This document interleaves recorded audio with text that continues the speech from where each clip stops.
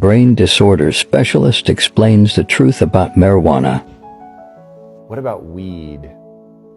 Marijuana is in. It's very in, my It's friend. in. I published a study on 1,000 marijuana users. Every area of their brain is lower in activity.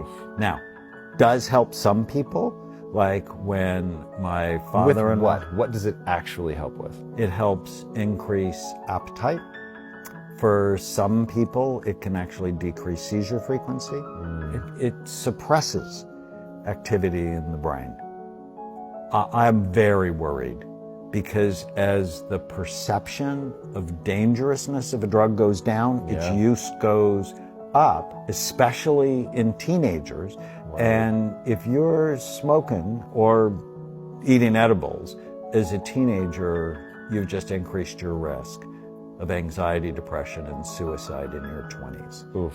So it's not good. And all child psychiatrists, I'm also a child psychiatrist, have the experience of all of a sudden this 16-year-old is not acting right, and we test them and they end up positive for marijuana. That it's not innocuous.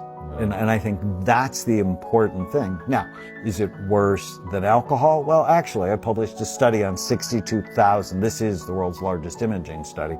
62,000 scans on how the brain ages. And then we looked at what accelerated aging. Schizophrenia was the worst. Your brain looked 10 years older than people who didn't have schizophrenia. The second worst, and it was a surprise for me, was marijuana.